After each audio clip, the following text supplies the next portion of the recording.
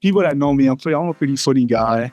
I'm pretty relaxed, chill. I just do my thing. And you know when it's time to be serious, it's time to be serious, right? But half the time, I'm pretty goofy. I started playing basketball when I was 6, and then it was because my older brother used to play, and then I grew up in a neighborhood. It was all like Indian and Pakistani people.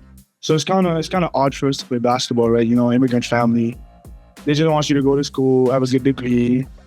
Sports is not really the main thing for them. But then my older brother, who kind of played a little bit, was telling my parents that, you know, you should just give them a chance and see where it goes. For high school, like they have for small kids, they have camps.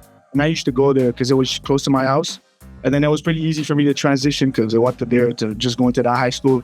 I was maybe my last year of high school. I still didn't know if I wanted to play basketball or not. I was like, I don't know if I'm going to still pursue it. Then I went to college because back here, you kind of have to go to college after high school. That's just the school system.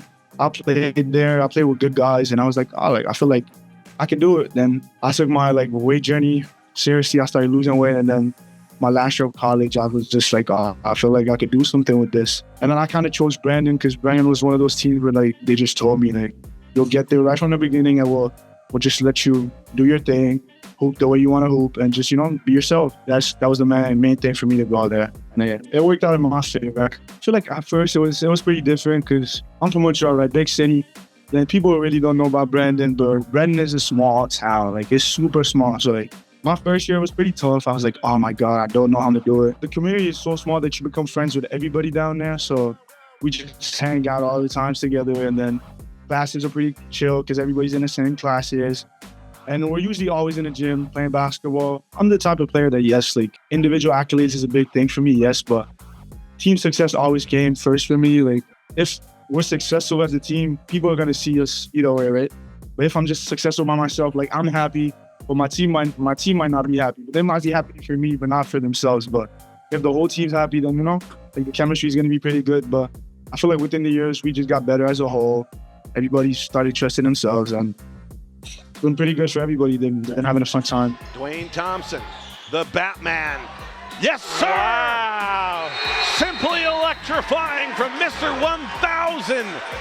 If you keep working, at some point, you're just going to get your recognition, and that's what I've been doing. I've always been that kind of guy that just kept on working, not knowing what's going to happen next, and Alliance took the chance on me, first pick, and it's back home in my city. I feel like it's such an honor. It feels really good that the city also shows love to you. I kind of knew it a little earlier before everything posted, but at first it didn't sink in because I still had exams. From Montreal, where I am, there's not a lot of Pakistani, Indian, or brown people that play basketball down here compared to Toronto or Vancouver, where there's a lot of people.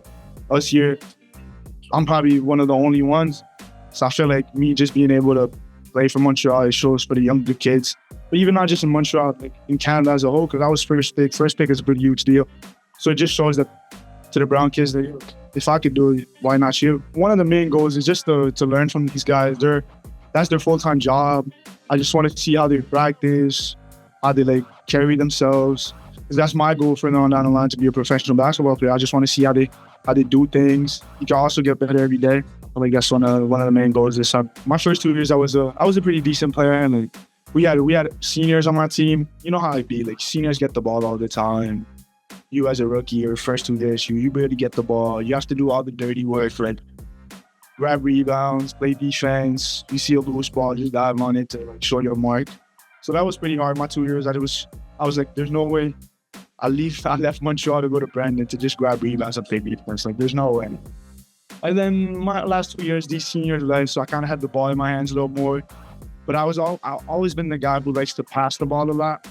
Just the way I think about it is, if I'm the only one scoring, I'm the only one who's happy. And if I'm able to pass the ball to everybody, I'm happy and they're happy at the same time. So if everybody's happy, then I don't think there's an issue playing basketball when nobody's happy. Time is always going to help out. There's always going to be your time. God's timing is real. So I feel like you just keep working. And at some point, the coaches are going to see that he's been working and it's his time now. So I feel like just keep going. At some point, it's going to happen. You don't know when, but at some point, it's going to happen. God could just take everything I worked for like this. So just keep being motivated, keep the same motive, keep working, because you don't know. I just got drafted in the CEBL. Who knows what the next step is? So just keep on working. And I feel like if you keep working, brighter days are going to be ahead. I grew up in Park Extension where the role model we had was, his name is Kemi Jose, and he played He played in the States. So he was one of our role models. My brother used to talk about him all the time. So I just kept on looking at him, and he would always be in the gym working. So I was like, I feel like if I just keep on working every day, I feel like I'll get there. If I don't get there, at least I tried my best. I put all the decks on my side. So he was one of the inspirations I had. He would always work out, work on his game, and I was like, that's where I want to be at some point. Success for me is really when I'm gonna get married and I'm gonna have kids, just being able to like spend time with my wife and my kids. This is success for me. Being able to have a family, be with them all the time. You know, I'm the youngest one. I've been able to like be with my parents all the time, and I feel like this is pretty nice for them. They think that's success. I feel like for me, just being able to have a family, be able to provide for them, just see them grow up, this is success for me. You know, when you're a kid, everybody wants to go to the United States because that's where basketball the best is. But I feel like Canadian hoopers, we could play. Everybody could play down here. I feel like the fact that we stay within our country and just show other people like in the United States that we could play, like usually Carleton, like the big teams, they always go to the United States to play against these teams and they win.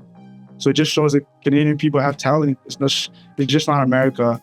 Just being able to, you know, stay in my country, represent my country, it's a great thing. I love it. A little advice for the new sport guys or whatever, just keep working. Your time is gonna come.